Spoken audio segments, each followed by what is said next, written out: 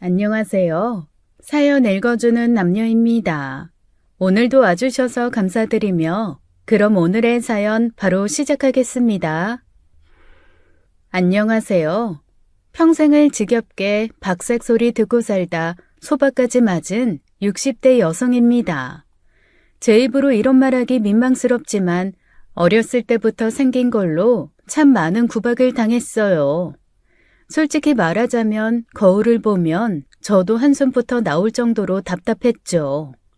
겉포장이야 어찌됐든 알맹이가 중요하다 말하지만 사실 현실은 다르잖아요. 살다 보니 겉모습처럼 중요한 게 없더라고요. 그게 아니다, 괜한 자격지심 때문일 거다, 그렇게 말씀하시는 분들도 있겠지만요. 부모님께서도 제 얼굴만 보면 한숨을 쉬었을 정도니 제 얼굴로 살아보신 분이 아니면 제 마음 모를 겁니다. 아휴, 경심이 저건 뭐 나타가 무슨 일이 있었길래 저러고 나온 거야? 어머니, 아무리 그래도 그렇지 애 앞에 두고 무슨 말씀이세요? 내가 괜히 그래? 어쩜 눈구녕이 단추구멍만한 게? 경심아, 너 나 보이냐? 보이는데요? 그래, 구실은 해서 다행이다만. 아유, 이래가지고 너 나중에 시집이나 가겠냐? 어머니! 살면서 예의상 예쁘단 소리 한번 못 들어본 거면 말 다 했죠. 아무리 못생겨도 애는 애잖아요. 그러면 예쁘다는 이야기는 못 들어도 귀엽다는 이야기는 들을 법한데 어떻게 된 게 저는 보는 어른마다 다들 걱정만 했습니다. 제 눈에 안경이라고 부모님 눈에는 예쁜 딸이었으니 처음엔 시장도 데려가고 그랬는데 점점 저만 두고 외출하는 일들이 잦아지는 거예요. 엄마, 나도 시장 따라갈래. 그냥 집에 있어. 오늘 장날이라 복잡해. 그러면서 경태는 왜 데려가는데? 경태는 포대기로 업고 가잖아. 너 엄마 손 놓치고 잃어버리면 어쩌려고 그래? 그럼 걸어오면 되지. 나 집까지 오는 길 다 아는데. 거기서 여기까지 거리가 얼만데. 오다가 나쁜 아저씨들한테 잡혀가려고 그래? 집 지키고 있어. 너 좋아하는 쫀득이 사다 줄 테니까. 나도 구경 가고 싶은데. 엄마, 엄마. 처음엔 왜 저만 두고 가나 두고 갈 이유는 아닌 것 같은데 싶어 의문스러운 날도 많았습니다. 그런데 저도 커가면서 느낀 거예요. 엄마가 제 외모 때문에 일부러 놓고 간다는 사실을요. 엄마가 티내지 않아도 다른 어른들이 한마디씩 하니 모를 수도 없었죠. 아이고, 누가 우리 경심이 얼굴엔 매주를 썼네. 어쩔 거야, 이거? 아유, 그래도 애한테 할 말이 있지 뭐 그런 말을 해요. 내가 오죽했으면 그래? 크면 좀 나아지려나? 못난 것을 우쩌고 고쳐. 그래도 TV 나오는 사람들 보면 뭐 어떻게 수술을 하기도 한다던데. 아유, 그 무서운 일을 어떻게 해요? 몸에 칼 대서 좋을 거 뭐가 있다고. 경심이 얘는 좋을 수도 있어. 참 예의 없고 무심한 어른들이 많았습니다. 제 얼굴이 그렇게 되도록 만들었는지도 모르지만요. 그러다 보니 저도 제 주제를 알아서 못생긴 거 너무 잘 알고 있었어요. 동네 사람들만 그랬겠습니까? 학교에서도 소문난 못난이라 별명이 추심이었어요. 추녀 경심이라고요. 특히 남자친구들의 놀림감이었고 어렸을 땐 그걸로 울기도 많이 울었죠. 그러다 보니 초등학교 고학년쯤엔 못생겼다는 말에 이골이 나기도 해서 당하고만 있진 않았습니다. 저기 추심이 간다, 추심이. 야, 조용해. 추심이한테 잘못 걸리면 뼈도 못 추린대. 야, 너네 뭐라 그랬어? 어? 뭐라 그랬냐고. 뭐? 추심이? 너 나한테 추심이라 그랬냐? 추심이를 추심이라고 하지 그럼 뭐라고 하냐? 내가 왜 추심이야? 나 이경심이거든? 왜 사람 멀쩡한 이름 두고 이상하게 불러? 따지고 보면 저를 쌈딱으로 만든 건 세상이었어요. 제가 아무리 못생겼다고 한들 못생겼다 입 밖으로 말하지 않으면 제가 그렇게 모난 성격을 갖지도 않았을 테니까요. 경심이 너 또 친구 팼어? 패긴 뭘 패? 그냥 혼내준 거지. 또 왜? 너 왜 자꾸 친구 때리고 다녀? 걔가 맞을만 하니까 맞은 거야. 엄마는 아무것도 모르면서 왜 나한테만 그래? 아휴, 저건 누굴 닮아 저래. 엄마도 제가 왜 그랬는지 알고 있었을 겁니다. 그러니 그렇게 제가 문제를 일으킨 날에는 할머니도 아버지도 모르게 광에 들어가 몰래 눈물을 훔쳤겠죠. 참 희한한 일이었어요. 엄마도 아빠도 그렇게 모난 구석이 없었는데 저만 그렇게 특출난 못난이로 태어났으니까요. 심지어 같은 부모 밑에서 태어난 남동생은 평범했습니다. 그러니 남동생도 제가 누나라는 사실을 숨기고 싶어 안달했고 안에 서고 밖에 서고 사이가 썩 좋은 편은 아니었어요. 크면 좀 나아지려나 미운 구석이 좀 사라질까 싶었는데 변한 건 하나도 없었습니다. 여전히 학교 친구들은 이경심은 눈은 콧구멍보다 큰가 작은가로 토의를 해댔죠. 못난이 마음에도 봄은 찾아와서 고등학교 올라가서는 첫사랑도 생겼습니다. 1학년이 되자마자 학급 친구들의 마음을 사로잡아 반장이 된 아이였는데 소문으로는 부모님 두 분이 다 군청에서 일하는 공무원이라는 거예요. 집안으로 치면 저도 빠지는 게 아니라 내가 얼굴만 좀 예뻤어도 하고 아쉬워했죠. 언감생심 그 애랑 잘 될 가능성은 거의 없었는데 사람 마음이 가면 시선이 가기 마련이잖아요. 저도 모르게 그 애를 몰래 흘끔거리던 게 짓궂은 학급 애들에게 걸린 겁니다. 뭐야, 이경심, 너 추상은 좋아하냐? 뭐? 이거 봐. 얼굴 빨개지는 거 보니까 진짠가 본데? 야, 이경심이 추상은 좋아한대. 그 한마디에 반은 순식간에 아수라장이 됐고 앞자리에 앉아있던 그 애도 돌아보았습니다. 여기저기서 수군대고 킥킥 비웃는 소리가 들렸어요. 느닷없이 반 아이들의 이목을 끌게 되니 창피해서 어쩔 줄을 모르겠더라고요. 아니거든? 이씨, 아니라고! 아닌데 왜 자꾸 추상훈 쳐다보냐? 그래, 나도 몇 번이나 봤어. 이경심이 반장 자꾸 쳐다보는 거. 그리고 네 얼굴에 다 써있지롱. 추상훈, 당신은 나의 왕자님. 아니라고! 나 진짜 반장한테 관심 없다고! 저도 모르게 교실이 떠나가라 꽥 비명을 질러버렸고 교실에는 무거운 정적이 흘렀습니다. 그리고 그 애가 일어나 저를 빤히 쳐다보다 그랬어요. 나도 너한테 관심 없어, 이경심. 그렇게 제 첫사랑은 허무하게 끝나고 말았죠. 저는 60평생을 살면서도 그 순간을 잊지 못합니다. 그 애는 저를 놀렸던 짓궂은 애들과는 달랐어요. 반장이라 그렇기도 했겠지만 저를 한 번도 외모를 가지고 놀린 적도 없었고 제가 헤매고 있을 때 선뜻 도와준 적도 있었죠. 그때 그 일이 없었더라면 전 남몰래 그 마음을 오랫동안 품었을 거예요.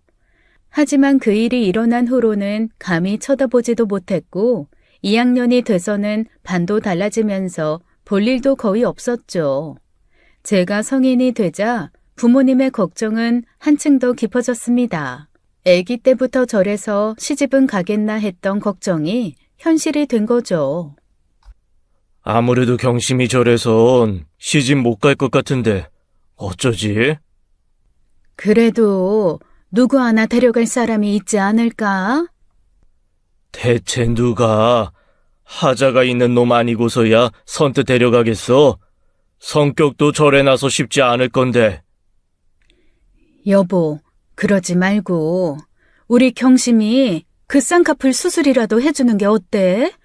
요즘 TV 나오는 사람들은 더러 하기도 한다던데. 그거 위험하지 않겠어? 뭐라도 해줘야 나중에 원망이라도 안 됐지. 학교도 힘들게 다녔는데 나중에 결혼도 우리 때문에 못했다고 원망하면 어떡해? 그래야 하나.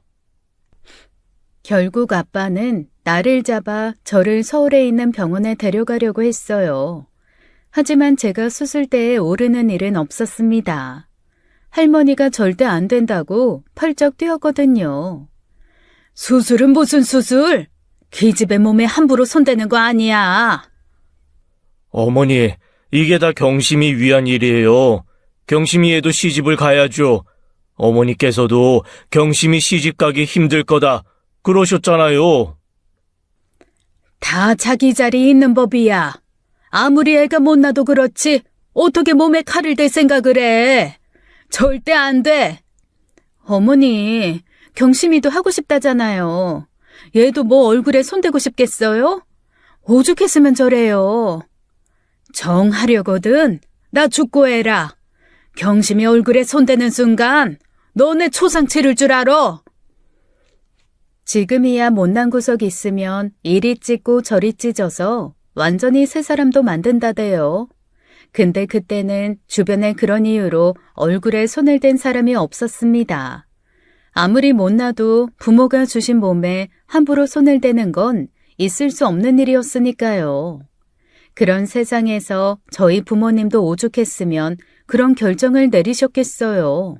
넉넉한 집안에서 태어나 부족함 없이 자랐는데 딱 하나 내 인생의 걸림돌이 얼굴이라니. 그 비참한 기분은 어지간해선 알기 힘들 겁니다. 나만 툭 튀어나온 덧니같이 태어났나 싶어 너무 서러웠어요. 그러다 21살이 되던 해에 동네 못난이로 소문난 제게도 기적적으로 선자리가 들어왔습니다. 결혼한다 만다도 아니고 선자리 하나도 들어오지 않았는데 관심 있다는 사람이 나타났으니 얼마나 놀랐겠어요. 아버지는 그야말로 동네에 풍악을 울릴 기세였는데 그때 중매를 섰던 아주머니께서 난처하게 덧붙인 말 한마디로 우리 집은 잔칫집에서 초상집으로 바뀌었죠. 근데 채취짜리야. 뭐요? 아유, 어떤 총각이 이 집 사위로 들어온다고 해. 경심 아빠도 알면서 뭐. 솔직히 경심이한테는 채취짜리 들어온 것만으로도 어딘가 싶은데. 아주머니, 아무리 그래도 이건 좀 아니죠. 경심이가 나이도 어리고 초혼인데 어떻게 재취로 보냅니까? 그래도 그 집이 재산은 좀 있대. 올해 31하고 애는 3. 대신에는 안 낳아도 된대. 그냥 있는 애들이나 잘 키워달라고. 아이, 그게 무슨? 중매쟁이가 가고 난 후 집안 분위기는 거대한 먹구름이 내려앉은 듯 우중충했습니다. 누구 하나 섣불리 말을 꺼내지 못했고 저는 누가 툭 하고 건드리면 쏟아질 울음을 간신히 참고 있었어요. 그러다 먼저 말문을 열어 내 울음보를 터뜨린 건 할머니였습니다. 보내라. 어머니, 재치면 어떠냐. 데려가 살아준다는데 그것만으로도 감지덕지지. 힘들게 애 낳아서 손 이어달라는 것도 아닌데 그저 있는 애들만 잘 키우면 되지. 싫어요. 뭐야? 싫으면 어쩌게? 너 평생 네 엄마 아빠 옆에서 짐스럽게 살려고? 그래도 싫어요. 남들은 다 자기 또래 남자애 만나서 연애도 해보고 사랑도 해보고 그러다 시집 가는데 왜 나만 이혼남한테 시집 가요? 왜 나만 애 딸린 호래비한테 시집 가야 하냐고요? 그럼 너 좋단 사람을 데려오든가. 그런 사람도 없으면서 왜 넉지야? 왜 나만 호래비냐고요? 시끄러. 그마저도 감지덕지지. 평생 노처녀로 혼자 늙어 죽을 거야? 그게 불효야 이거사. 너 지금 안 가면 나이 들어 재취라도 들어올 것 같아? 못난 게 나이까지 많으면 호래비도 싫다고 할 거다. 어머니, 말씀을 좀... 아휴. 기어이 먹구름은 비구름이 되었고 한동안 집은 물에 잠긴 듯 고요했죠. 할머니는 어떻게든 저를 그 집에 보내려고 했지만 저는 절대 가지 않겠다고 단식 투쟁을 했어요. 동네 사람들은 못난이 경심이가 누구한테 시집가나 보자 하고 보고 있을 텐데 나이 많은 호래비한테 갔다고 하면 그럴 줄 알았다 할 것 같아 더 싫었습니다. 동네 사람들 뿐이게요. 소문은 결국 바람을 타고 제 학교 친구들에게도 닿을 텐데 제 또래 만나 결혼할 애들에게 그런 소문거리가 되고 싶진 않았죠. 결국 끈질긴 단식 투쟁 끝에 할머니도 두 손 두 발 드셨고 거기에 쌍꺼풀 수술까지 얻어냈습니다. 경심아, 기어이 해야겠어? 할머니, 나도 좀 예뻐져서 예쁨 받고 살고 싶어. 못난이 소리도 지긋지긋한데 이젠 컸다고 그런 말도 하지도 않고 안쓰럽게 쳐다보니까 더 싫어. 아유, 그래, 해라, 해. 남들은 무서워서 못한다는 쌍꺼풀 수술까지 하면 눈도 커지고 더 예뻐질 거라고 생각했어요. 하지만 슬프게도 저는 그거 하나로는 택도 없더라고요. 확실히 전보다 눈도 커지고 보기 드물게 쌍꺼풀 가진 눈이 됐지만 예쁘다고 하긴 좀 어려웠습니다. 인생 역전을 노려보려면 그 정도로는 안 되고 뼈까지 건드리는 위험한 수술을 해야 한다더라고요. 의사 선생님이 해골바가지 하나를 가져다 이리저리 설명을 해주시는데 그냥 죽지 싶었습니다. 절박하긴 했어도 그런 수술까지 하기엔 용기도 없었고 그만한 돈을 써달라고 하기엔 제가 양심은 또 있었어요. 그래도 좀 나은 거지? 말이라고 해요? 그래도 눈이 확 트이니까 인물이 달라 보이는데. 그렇다고 해야 할지. 아유, 이만하면 됐지 뭘. 부모님은 그만하면 충분하다시면서 다시 선자리를 알아보기 시작했습니다. 저도 내심 기대는 했어요. 이만하면 같은 반 평범한 애들 수준에 미치게 된 거 아닌가 싶었던 거죠. 하지만 그럼에도 선자리는 선뜻 나타나지 않았습니다. 이유가 확실치는 않았지만 아무래도 이세를 걱정하는 것 같더라고요. 이래도 싫다 저래도 싫다 다들 너무한다 싶어 세상도 싫고 다 원망스럽더라고요. 그러다 25이 되는 해에 기적적으로 2살 연상의 선자리가 나타난 거예요. 호래비도 아니었고 재혼도 아니었고 홍기를 놓친 평범한 직업을 가진 남자였죠. 저한테는 그게 백마탄 왕자님이란 소리와 다름없었어요. 설레는 마음으로 엄마가 사준 진달래색 원피스를 입고 뾰족 구두까지 신고 나간 길이었습니다. 그때 시내에 있던 가장 세련된 다방에서 선을 봤어요. 나도 이런 곳에서 선을 다 보는구나 싶어 얼마나 설렜게요. 나를 기다리는 남자가 어떤 남자일까 두근대는 마음으로 갔는데 그 남자를 보고 저는 크게 실망하고 말았죠. 제 앞에는 고작 27에 머리카락이 반이 벗겨진 남자가 앉아있는 거예요. 인물이 못나진 않았는데 머리카락 하나 없는 게 그렇게 실망스러울 일이 될 줄은 몰랐습니다. 근데 제가 그런 생각할 자격이나 있나요? 그동안 외모로 사람을 평가하고 기회조차 주지 않는 세상을 얼마나 원망했는데요. 고작 머리카락 하나 없는 게 무슨 대수냐 싶어 방긋방긋 웃으며 정말 열심히 대화했죠. 행여나 이 기회를 놓치면 평생 결혼은 말짱 꽝이다 싶은 마음으로요. 3교대 일을 하시면 많이 피곤하시겠어요. 예, 근데 다들 그렇게 사니까요. 경심 씨는 무슨 일 하세요? 저는 그냥 쬐끄만한 사무실에서 격리 보고 있어요. 듣자 하니 홍만 씨는 집에서 애 낳고 살림 잘해주는 분 원하신다던데 저 진짜 살림도 잘하거든요. 어렸을 때부터 부엌 일도 잘했고 엄마 닮아서 제법 손맛도 있고요. 아, 그래요? 제가 입맛이 좀 까다로운 편이긴 한데. 저 그거 맞출 자신 있어요. 뭐든지 할 수 있다니까요. 그리고 체력도 좋아요. 학교 다닐 때 공부를 뭐 수월하게 잘한 건 아니어도 체력 하나는 반에서 아니 우리 학교에서 이거였어요, 이거. 저는 무슨 회사 면접이라도 간 사람처럼 엄지를 치켜 세우고 그렇게 저를 어필했습니다. 제발 나 좀 뽑아달라고, 나 여기 아니면 갈 곳이 없다고 그렇게 온몸으로 말했던 거예요. 지금 생각하면 그게 무슨 추태고 없어 보이는 짓이냐 싶어요. 근데 그때는 결혼 못하면 죽는 줄 알았거든요. 부모님한테도 못할 짓이고 남들도 엄청 손가락질 할 거니까요.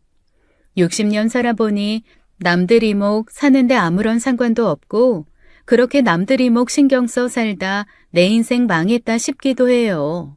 그날 남편은 절 보고 밍숭맹숭한 반응을 보였고 저는 이번에도 말짱 꽝이구나 싶어 절망했습니다.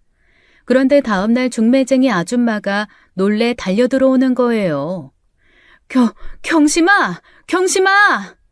왜 그렇게 호들갑이야? 하겠대. 뭐래? 결혼! 그 남자가 경심이랑 결혼하겠대. 뭐? 그게 정말이야? 저는 툇마루를 닦다가 그 말을 듣고 하도 어이가 없어서 호들갑 떠는 두 분을 멍하게 쳐다보고만 있었어요. 방 안에 있다 소식을 들은 할머니도 놀라 나와 저를 얼싸안고 눈물을 흘렸죠. 경심아, 이제 됐다. 이제 됐어. 그렇게 저는 25에 결혼하게 되었습니다.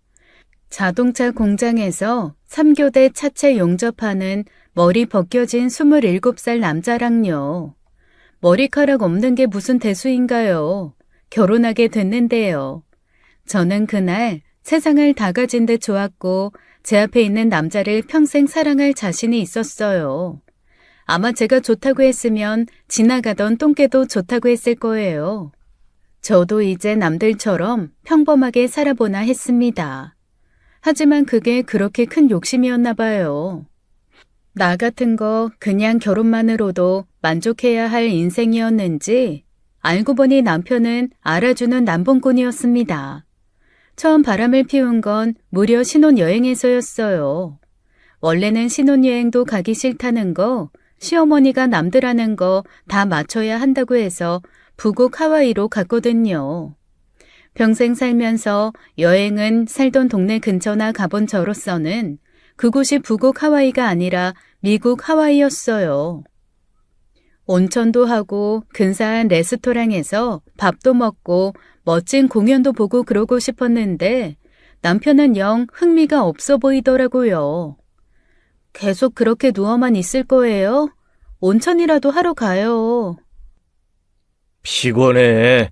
여기까지 운전하고 온 것만으로도 얼마나 지치는 일인 줄 알아? 아, 그렇네. 미안해요.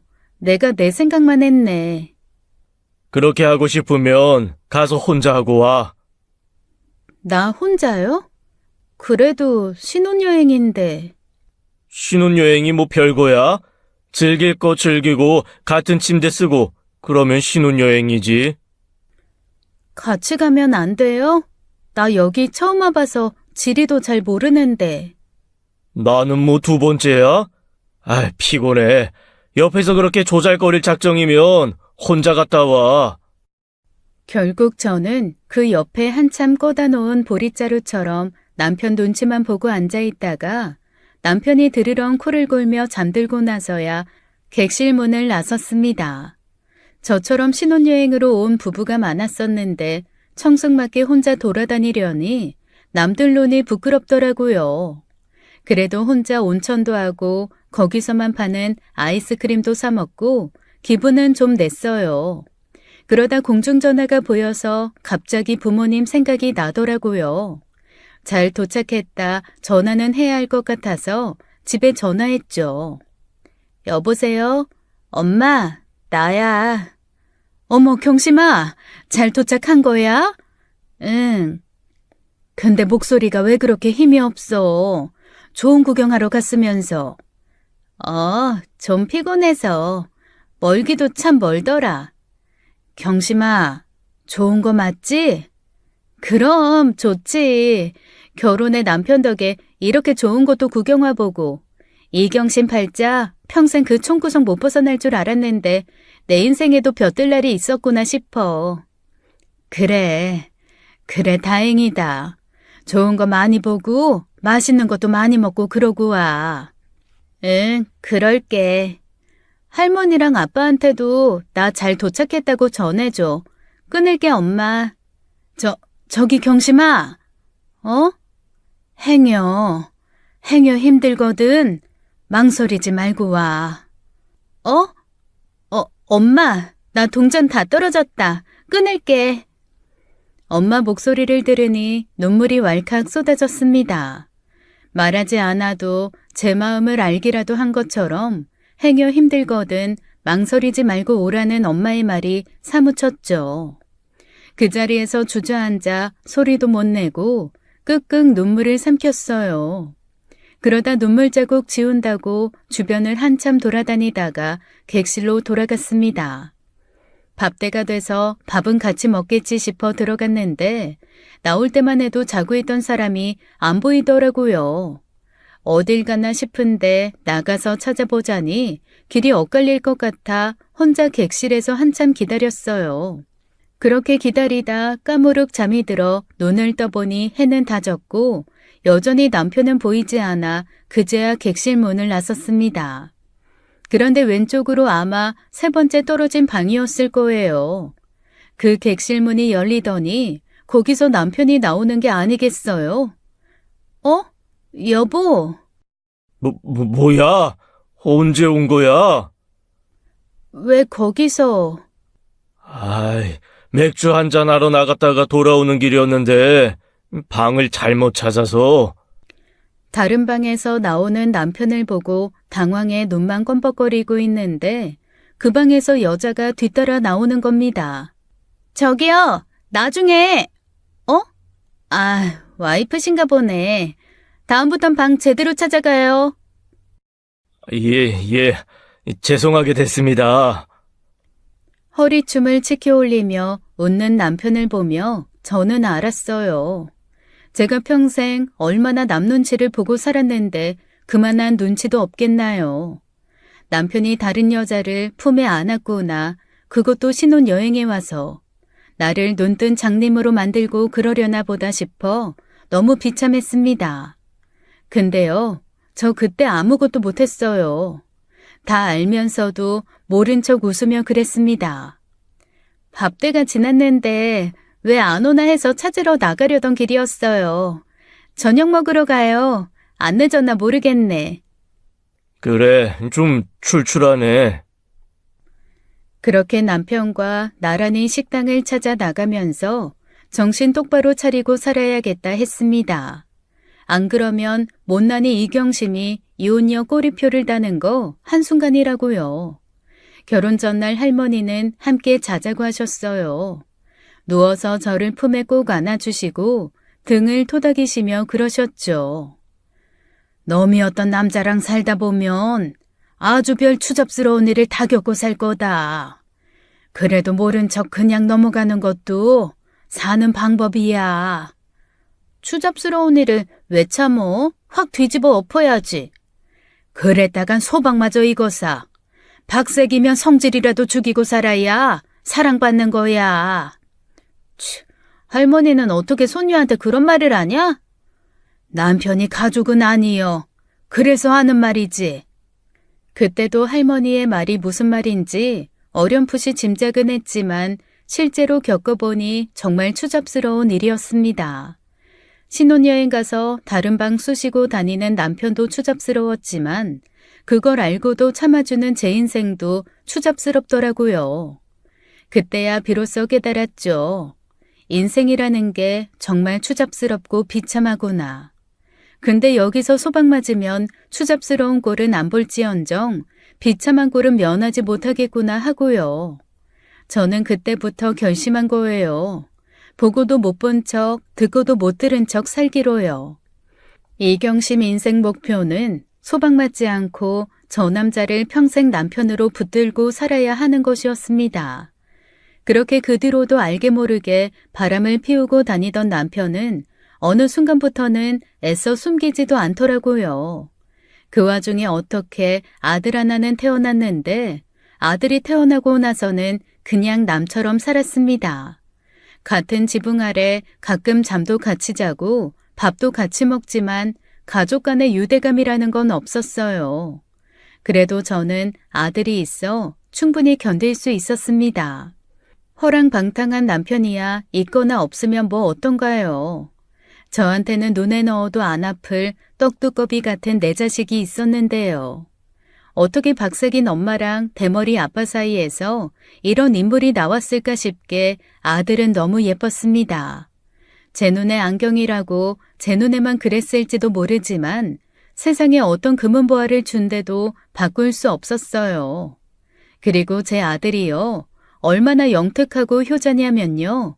초등학교 입학식을 갔는데 어떤 애가 저를 보고 못생겼다고 소리친 적이 있거든요.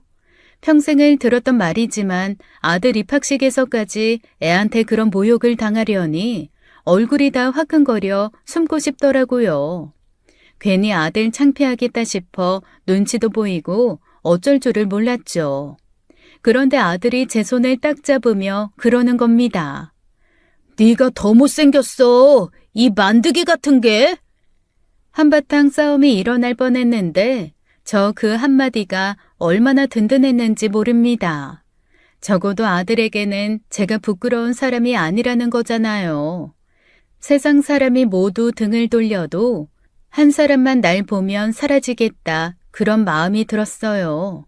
부모님은 제가 상처받을까 싶어 꼭꼭 숨기기 바빴는데 아들한테는 제가 꼭꼭 숨어 사는 게 도움이 되지 않았습니다. 아들은 저한테 꼭 학교로 마중 나오라고도 하고 놀이터도 같이 가자고 하고 슈퍼 평상에 나란히 앉아 아이스크림도 같이 먹자고 하고 그랬어요. 시모가, 너는 엄마가 부끄럽지도 않어? 왜 부끄러워? 너 친구들이 엄마 보고 놀리잖아. 얼굴도 까맣고 입술도 크고 못생겼다고 말이야. 그게 뭐, 엄마는 엄만데 내 엄마가 왜 부끄러워? 엄마는 엄마가 부끄러워? 어? 아니, 그게 아니라 옆에서 그러면 시목이 마음이 다칠까 싶어서 그렇지. 그딴 걸로는 안 다쳐. 내 마음은 강철인데 왜 다쳐? 근데 내 마음이 암만 강철이어도 엄마가 그러면 좀 마음이 아파. 어? 엄마는 엄만데 그런 걱정을 왜 해? 내가 그런 걸로 엄마 부끄러워할 아들로 보여? 내 눈엔 엄마가 제일 예뻐.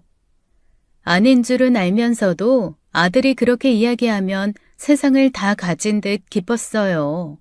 아들은 커가면서 내외한다던데 우리 아들은 12살이 될 때까지 거리에서 제 손을 꼭 잡고 다녔죠. 남들이 뭐라건 친구들이 비웃건 말건 그런 건 아들에게 아무것도 아니라는 듯이 말이에요. 그러다 제가 아들 손을 놓치게 되는 일이 생기고 만 겁니다. 살면서 저는 그날의 일을 평생에 걸쳐 지옥처럼 떠올리고 살아야 했어요. 여느 때처럼 아들이 좋아하는 설탕국수를 삶아놓고 기다리는데 올 때도 안 됐는데 남편이 집으로 돌아온 거예요. 근데 혼자가 아니라 웬 여자를 같이 데리고 왔더라고요. 이 시간에 무슨 일이에요? 그리고 이 사람은 또 누구? 긴 말할 거 없이 이혼해. 네? 아니, 그게 갑자기 무슨 말이에요? 우리 사랑으로 사는 거 아니잖아. 한 이불 덮고 자는 것도 진절머리 나서 한 지붕 아래에서 다른 이불 뒤집어 쓰고 사는 거 하루 이틀도 아닌데 뭘 새삼스럽게. 우리 같이 살 이유 없잖아. 안 그래? 어떻게 말을... 얼른 나가요. 당신 뒤로 여자 만나는 거 하루 이틀 일도 아닌데 왜 그래요? 내가 뭐 몰라서 가만히 있었는 줄 알아요? 못 본 걸로 할 테니까 나가요. 애 올 때 됐어요. 얼른! 가만히 있을 수밖에 없겠지.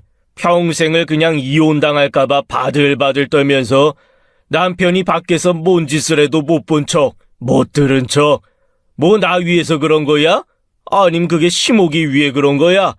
손 지 때문에 그런 거면서 무슨? 아 됐고 나도 좀 남들 보기 좋은 가정 좀 꾸려보고 살자. 당신같이 어디 데리고 나가기 무서운 여자 말고, 이거 봐라. 우리 심혜정이는 똑같이 나이가 들어도 어찌나 고운지. 애정아, 봤지?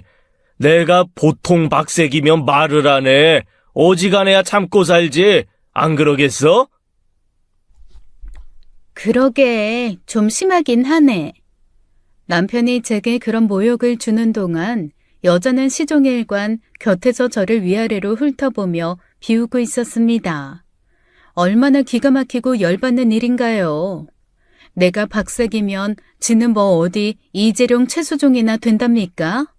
머리도 다 벗겨져서 가발이나 쓰고 다니면서 저를 박색이라고 흉보는 게 너무 기가 막혔죠. 그래도 애 키워준 정은 있으니 줄 건 다 줄 테니까 조용히 이혼해. 괜히 진흙탕 싸움하다 그마저도 없이 빈털터리로 나가지 말고. 뭐 퍽이나 나눠줄 거 있는 사람처럼 말하네. 뭐야? 평생 벌어다 겨우 애 키우고 먹고 살 정도나 주고 뒤로 다 쓰고 다녔으면서 내가 눈 감고 한 게 뭐 한두 갠 줄 알아? 그냥 옆에서 첩이나 끼고 살아. 모른 채 해줄 테니까. 뭐 첩? 어머 세상에, 이 여자 말하는 것 좀 봐. 오빠, 내가 이런 취급 당해야 돼? 나보고 첩이래, 첩! 이게 어디서? 여자의 말에 눈이 뒤집힌 남편은 제게 손찌검을 하려 손을 올리더라고요. 그동안 소박 안 맞고 아들 키우고 살려고 참고 산 거지 제가 성깔이 없나요?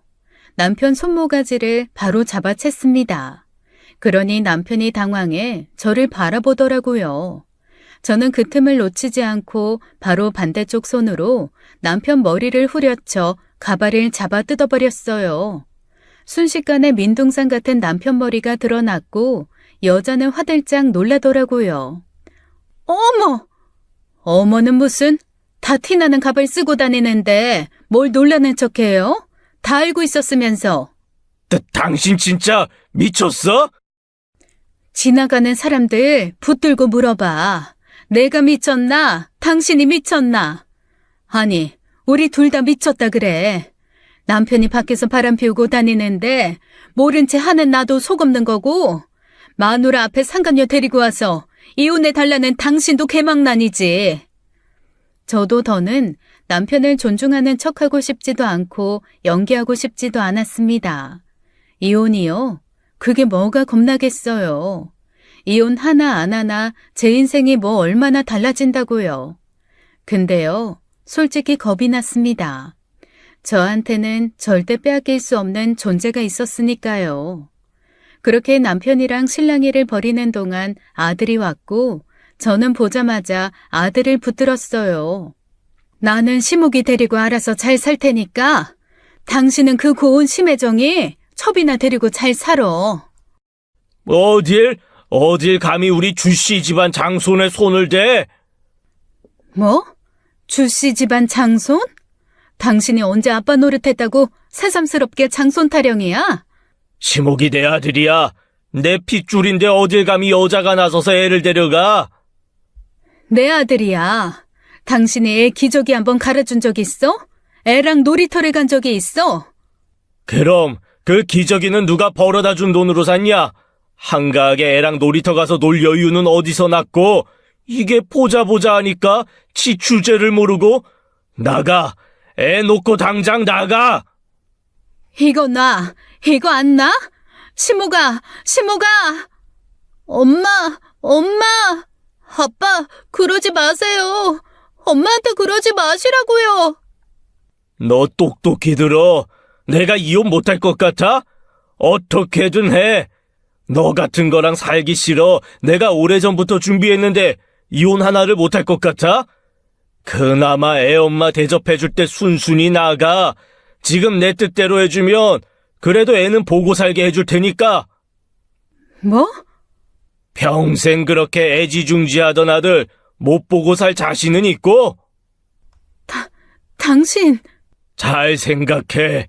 당신이 지금 해야 하는 일이 뭔지 제대로 생각하란 말이야. 그래도 그 시절에 고등학교까지 나왔으면 적게 배운 것도 아닌데 그 순간 제가 할 수 있는 일이 없더라고요. 바람난 남편이 이혼을 요구했을 때 아들을 지킬 수 있는 방법 같은 건 배운 적이 없으니까요. 상간녀 소송이요. 그것도 보통 일이 아니었습니다. 남편이 무슨 짓을 하든 못 본 척하자 그러고 살아 증거도 충분하지 않았거든요. 저만 참으면 제 인생에 이혼은 없는 줄 알고 살았거든요. 결국 잠자코 나가면 아들 얼굴은 보고 살게 해주겠다는 남편 말에 속아 이혼 도장을 찍고 말았어요. 왜 그렇게 멍청하게 살았냐 물으면 저는 할 말이 없습니다. 박색의 박복한 인생, 이경심이 인생을 살아보지 않으면 알 수가 없어요. 남들은 학교 다니는 것도 결혼하는 것도 취직하기도 쉬운 것 같은데 왜 나는 그렇게 어려웠던지요. 제 오랜 자격지심인지 몰라도 생긴 것 때문에 일자리도 잘 구해지지 않는 것 같고 그래서 이혼하고 나서도 한동안은 일자리 찾느라 골머리를 좀 앓았죠. 부모님께도 죄송해서 한동안 친정에 말도 못하고 살았어요. 그런데 따로 나와 산 지 석 달쯤 지났을 때 엄마한테서 연락이 온 거예요. 경심아, 너 어디니? 어디긴 집이지. 아니, 너 사실대로 말해라. 엄마 다 알고 전화한 거야. 알아? 뭘? 너 주서방이랑 이혼했어? 기어이 소방 맞은 거야? 엄마, 어떻게 알았어? 아휴, 이거사. 그럼 엄마한테 말을 해야지. 왜 말도 안 하고 그렇게 맹추같이. 아휴, 설지 아저씨가 너 사는 데 간 데서 반찬 몇 개 싸서 좀 가져다 달라고 부탁했다. 근데 너네 집에 너는 없고 웬 여자가 있다는 거야. 그러면서 반찬 도로 갖다 주는데 이거 뭐 잘못돼도 한참 잘못됐지 싶었어. 그렇게 됐어. 그래서 너 어딘데? 살던 곳 근처야. 그래도 시무기는 보고 살아야지 싶어서. 애도 뺏겼어? 아휴, 이 맹추 같은 거 싸.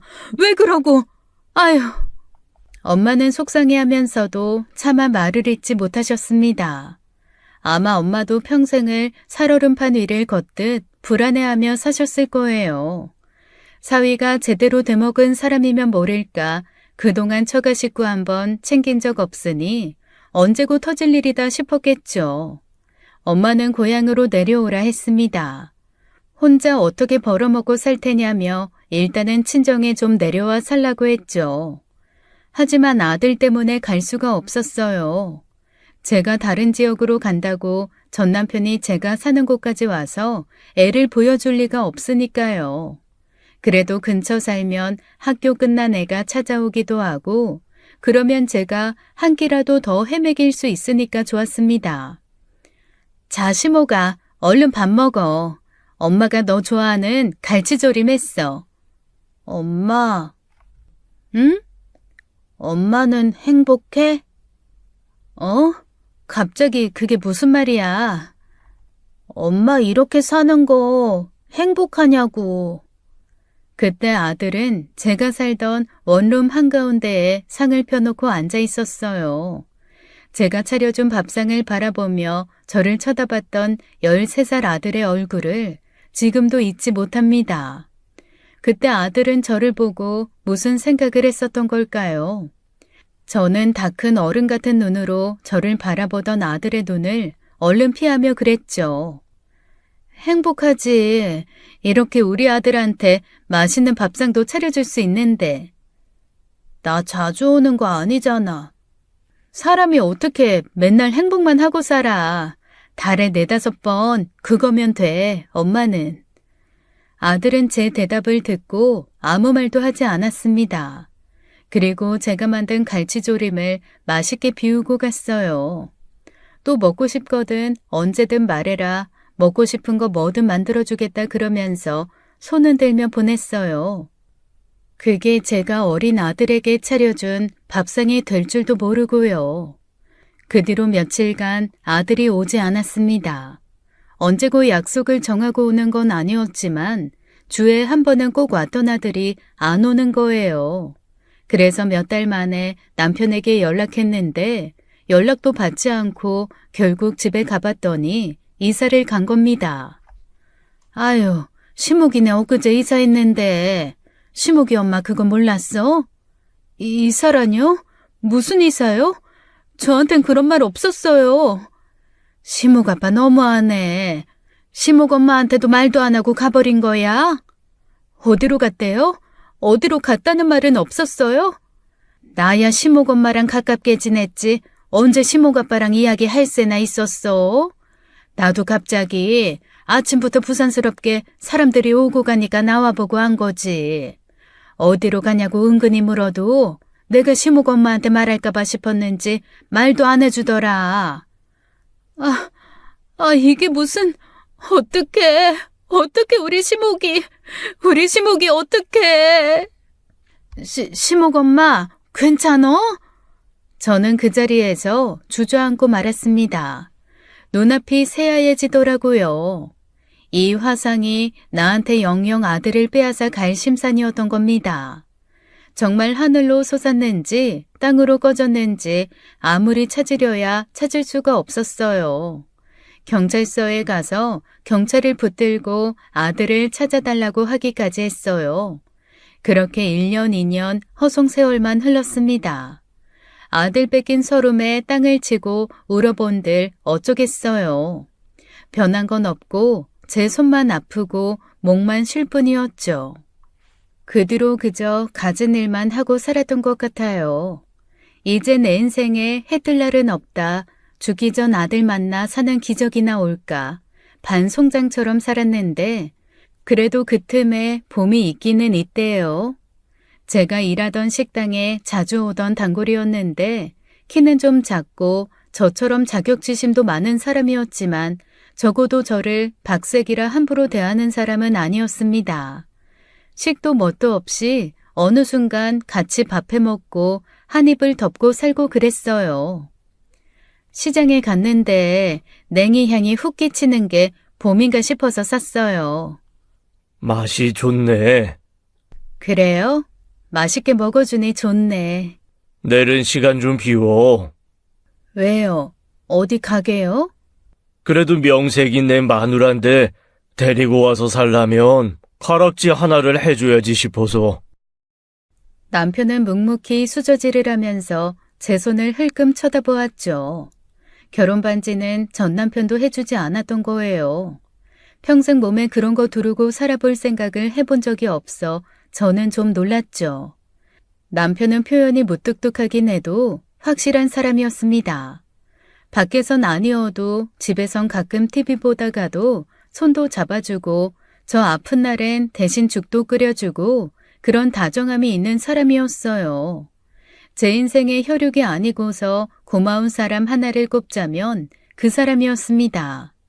그 사람 덕에 아들 잃고도 살았어요.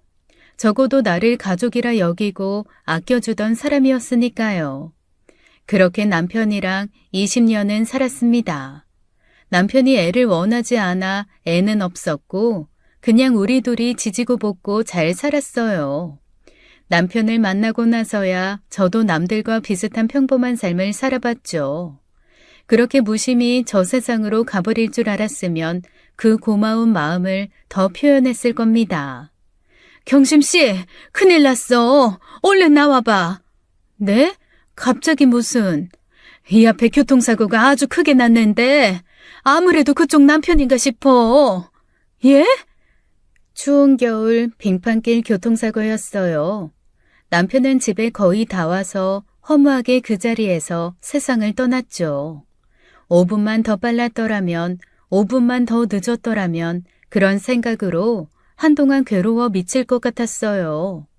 부모님도 다 돌아가시고 이제 세상에 가족이라고 남은 건 그 사람 하나인데 앞으로 어떻게 살아야 하나 암담하고 비참했죠. 거기다 남편이 죽고 나서 남편 앞으로 빚이 있다는 걸 알게 됐는데 정확히 말하면 남편 빚이 아니라 거의 남처럼 살았던 시동생 빚이었어요. 보증은 아니었는데 남편이 대신 빌려다 준 거라 고스란히 남편 빚이 되었고 그걸 갚기 위해 살던 집도 팔아야 했죠. 박복한 이경신 팔자 어디 가겠어요. 20년 잠잠히 살았으면 이제 일이 터질 때도 됐죠. 20년 살아 겨우 방 2개짜리 아파트에서 말년 보내나 했더니 다시 단칸방 신세가 되었어요. 남편이 살림만 하래서 집에서 살림만 한 지 10년이라 다시 일을 시작하려니 쉽지 않았습니다. 그러다 보니 벌이는 없고 월세는 월세대로 공과금은 공과금대로 밀리며 살아도 사는 것 같지 않게 살았어요. 결국 보증금을 밀린 월세로 다 까먹게 되자 집주인이 쫓아와서 그 집에서 저를 내쫓은 겁니다. 아저씨, 조금만 더 기다려주세요. 제가 어떻게든 돈 구해서 올게요. 예? 내가 그쪽 사정 딱 해서 1~2달 기다려줬어? 자그마치 10달이야, 10달. 해도 너무하지. 양심이 없어, 사람이. 아저씨! 추운 겨울 오갈 곳 없는 신세가 되어 그렇게 길거리로 내몰리게 된 거예요. 세상에 집이 저렇게 많은데 내 한 몸 편히 누일 곳 하나 없는 게 너무 서러웠습니다. 그렇게 정처 없이 동네를 돌고 돌다 신혼집으로 살던 곳도 가보고 이혼해 혼자 살던 집도 가보고 죽은 남편과 살았던 첫 집도 찾아가 보고 했어요. 남은 돈이라곤 남은 보증금에서 공과금 빼고 받은 몇십만 원이 전부였죠. 며칠 찜질방 신세를 진다고 해도 앞으로는 어떻게 해야 하나 나이 60에 죽으라는 건가 싶어 서러웠습니다. 그래서 담벼락에 기대앉아 한참을 울었어요. 그렇게 길에서 울고 있으니 지나가던 몇몇 사람들이 걱정된 얼굴로 다가와 주기도 하더라고요. 어떤 사람은 밥도 먹고 따뜻한 곳에 가서 좀 쉬라고 돈을 주기도 하고 어떤 사람은 안 되겠다 싶었는지 경찰도 불렀죠. 신고를 받고 온 경찰이 제게 자초지종을 물었고 저는 하던 이야기 또 하고 또 했습니다. 갈 곳이 없어요. 남편도 죽고 집도 없어서 집도 철도 없어요. 나 이제 어떡하면 좋아요? 나 좀 살려주세요. 사람이 벼랑 끝에 내몰리니 그렇게 되더라고요. 체면이고 뭐고 없었어요. 경찰도 일단 날이 춥다며 경찰서에 가서 이야기하자며 저를 일으켜 세우는데 그때 갑자기 누군가 불쑥 다가와 제 손을 덥석 잡는 겁니다. 깜짝 놀라 올려다보니 웬 청년이 저를 서서 바라보고 그러는 거예요. 나랑 같이 가, 엄마. 어? 그 청년은 바로 20년 전 헤어진 내 아들, 우리 아들이었던 거예요. 천천히 보니 어렸을 때 간직하고 있던 그 이목구비가 보이는 겁니다. 저는 너무 놀라 그 자리에서 방방 뛰며 찬찬히 아들 얼굴을 뜯어보며 물었죠. 시목이니? 너 정말 시목이 맞아? 나야. 왜 이러고 있어, 여기서? 시목아, 아유 어떡해 우리 아들. 왜 이러고 계셔? 왜 길에서 울고 있어? 왜 갈 곳이 없는데 이러고 있으면 내가 엄마 놓고 간 세월이 더 미안하잖아. 왜 울어? 네가 왜 울어? 왜 이러고 있어? 왜 이러고? 우리 모자는 그렇게 20년 만에 서로를 품에 안고 엉엉 울었습니다. 알고 보니 아들은 그때 남편이 회사를 옮기면서 다른 지역으로 가서 살게 된 것이었어요. 고등학생이 될 무렵에는 전 남편이 사업을 시작하면서 중국에 가서 살았고요. 거기서 대학까지 들어가 살다가 군입대를 핑계로 한국에 들어온 직후 쭉 한국에 살고 있다고 하더라고요. 지금은 친구들과 나라에서 하는 청년 지원 사업으로 큰 성과를 내는 작은 회사를 운영 중이고요. 나 그러는 동안에도 내내 엄마 찾아다녔어. 돌아다니다 보면 아는 사람 하나는 보겠지. 그러다 보면 엄마도 찾겠지. 그래서 시간 될 때마다 지푸라기라도 잡는 심정으로 이 동네 다닌 거야. 나를 어떻게 알아봤어? 그럼 아들이 엄마를 못 알아봐? 내가 엄마를 어떻게 못 알아봐? 평생을 박색 소리 듣고 산 게 억울했는데 세상에 그 덕을 보네. 그런 소리 좀 하지 마. 내가 뭘 했어. 내 눈엔 엄마가 제일 예쁘다고 했지. 아들은 그렇게 이야기하며 제 손을 꼭 잡았습니다. 그리고 저를 차에 태워 서울로 데려갔어요. 아들은 서울의 괜찮은 아파트에 살고 있었는데 들어가니 웬 여자가 있더라고요. 알고 보니 아들은 결혼을 앞두고 있어 미리 신혼살림을 꾸리고 함께 살고 있었던 거죠. 미연아, 내가 누굴 찾았는지 봐. 누구? 설마 어머니 찾은 거야? 며느리는 저를 보고 눈이 튀어나오게 놀라다가 갑자기 울음보가 터진 얼굴이 돼서는 제게 다가와 넉살도 좋게 앉더라고요. 저는 엉겁결에 처음 보는 아들 며느리 품에 안긴 꼴이 되어 어안이 벙벙했어요. 근데 그토록 그 품이 따뜻할 줄은 몰랐죠. 어떡해, 어머니. 내가 뭘 했어. 내가 우리 엄마 찾는다고 했잖아. 밥은 먹고 들어온 거야? 못 먹었어. 거기서 바로 오는 거야. 식사부터 하게 해야지. 어머니, 잠시만요. 제가 얼른 밥상 차려드릴게요. 그쯤 되니 이거 정말 내가 길바닥에 얼어 죽어가며 보는 환상이 아닐까 싶었어요. 누구라도 그런 생각이 들었을 겁니다. 하루아침에 살던 집에서 내쫓겨 거리에 나앉는 신세가 되었는데 20년 전 헤어진 아들을 만나 아들 집에서 며느리 밥상을 받다니요. 저는 그 밥상에 앉아 아들이 묻는 말에 이런저런 이야기를 하게 됐고 아들과 며느리는 깊은 한숨을 쉬다가 눈물이 어룽진 눈으로 바라보다가 했습니다. 남편이 죽고 살던 집에서 쫓겨나게 돼 그러고 있었단 말을 하니 며느리가 제 손을 꼭 잡는 거예요. 어머니, 이제 걱정하지 마세요. 걱정 마시고 여기서 우리 같이 살아요. 아니, 그래도 그건 아니지. 아니긴 뭐가 아니야. 우리 다 끝난 이야기야. 살다가 엄마 찾게 되면 꼭 엄마랑 같이 살아야 한다고. 어찌나 신신당부를 하는지 제가 귀에 딱지가 앉을 정도였다니까요. 걱정 마세요, 어머니. 그 대신에 내가 하고 싶은 거 다 하라고 했어요. 어머니 모시고 살면 내 세상이다 생각하고 살아도 된다고 했으니까 저 그렇게 믿지는 장사 아니에요. 아무리 그래도 내가 무슨 자격이 있어서. 자격이 없긴 왜 없어. 엄마가 자격이 안 되면 누가 자격이 되는데. 결혼식 전에 찾아서 얼마나 다행이야. 시목 씨가 어떻게든 결혼식 전에 찾고 싶다고 그렇게 소원했거든요. 아, 그거 말씀드려야지. 혼주석.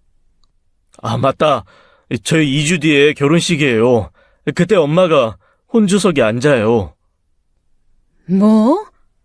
생각지도 못한 느닷없는 제안에 저는 깜짝 놀랐습니다.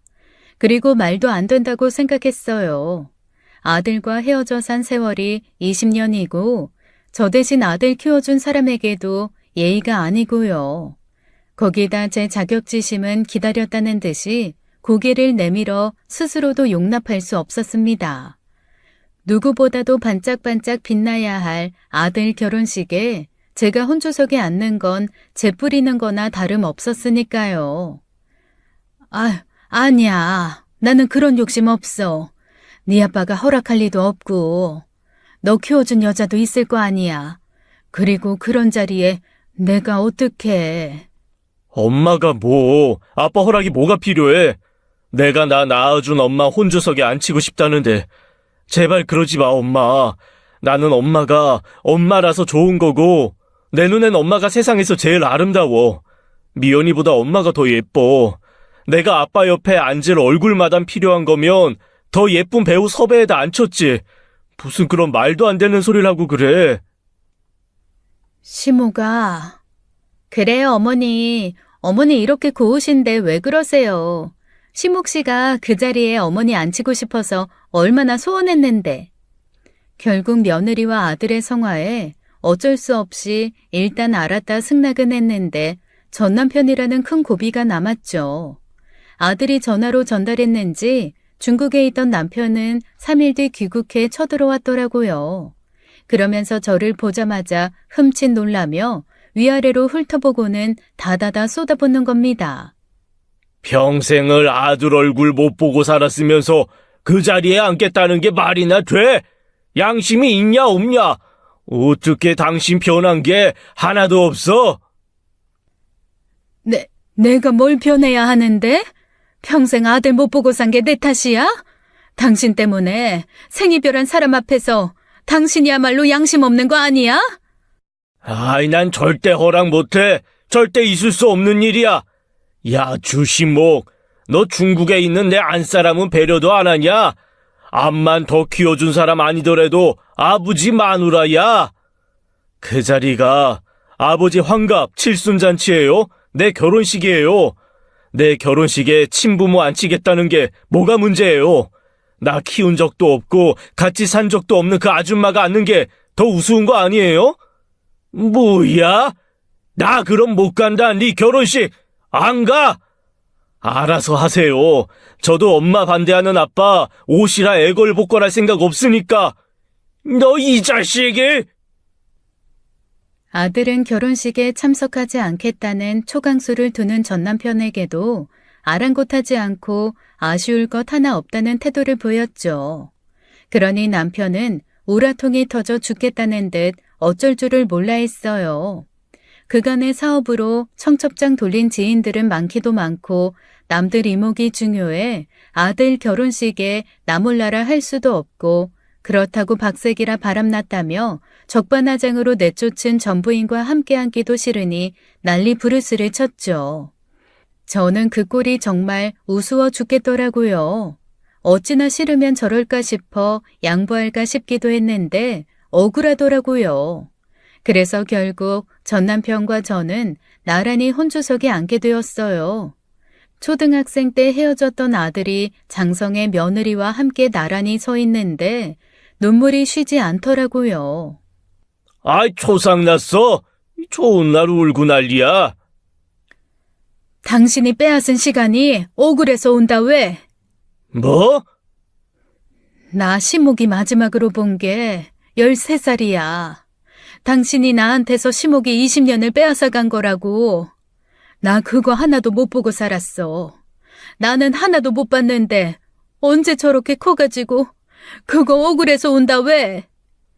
제가 그렇게 따져 물으니 전 남편도 꿀먹은 벙어리가 되어선 입을 다물었죠. 그렇게 결혼식이 진행되고 흐뭇한 마음으로 보는데 갑자기 양가 부모님께 올리는 편지가 있다는 거예요. 며느리는 친정 부모에게 쓰고 아들은 저와 전 남편에게 쓰는 편지였습니다. 전 남편에게 지금까지 키워주셔서 감사하다 의례적인 감사 인사를 한 뒤 아들은 저를 한번 쳐다보고는 저에게 이야기를 시작했어요. 엄마, 내가 엄마 없이 살던 20년 동안 나는 단 하루도 엄마 얼굴을 잊어본 적이 없어요. 할 수만 있다면 서해바다 헤엄쳐 엄마랑 살던지 보고 싶었던 때가 한두 번이 아니에요. 항상 내 흰밥 얹은 숟가락 위에 엄마표 양념이 밴 갈치살 얹어주던 엄마 얼굴이 생각나. 한동안 나는 갈치는 쳐다보지도 못했어요. 앞으로 평생 그리워하고 보고 싶어한 만큼 엄마 얼굴 보고 살 거예요. 더는 숨으려고만 하지 말고 당당히 그 예쁜 얼굴로 웃으며 살았으면 좋겠어요. 엄마는 나한텐 미스 코리아보다 더 예쁘고 천사보다 더 눈부신 사람이니까요. 그동안 못다한 효도하며 살 수 있게 오래오래 내 옆에 있어줘요. 사랑합니다. 여기저기서 이따금 눈물 훌쩍이는 소리가 들렸고 저는 끄끄 하염없이 눈물을 흘렸죠. 그렇게 눈물의 결혼식을 마치고 남편이 그러더라고요. 그래, 20년 못 보고 산 아들 평생 끼고 잘 살아봐. 난 빠져줄 테니까. 남편은 자기 마누라가 있다는 중국으로 가버렸고 한 번도 온 적이 없습니다. 얼마 전 손주가 태어났다는 소식에 아들한테 축하금 얼마만 붙이고 언제 온다는 소리도 없었다더라고요. 저를 배려해 하는 행동이라고 생각하진 않지만 어쨌든 지금 저는 아들 며느리와 함께 살고 있습니다. 이곳에 온 뒤로 하루도 행복하지 않은 날이 없었어요. 지긋지긋하게 박복한 인생, 박색 이경심 인생도 180도 변했죠. 바라는 거라곤 딱 하나뿐입니다. 남은 생 죽을 때까지 아들 며느리와 함께 살면서 손주 재롱 보는 거요. 그거면 저는 여한이 없어요.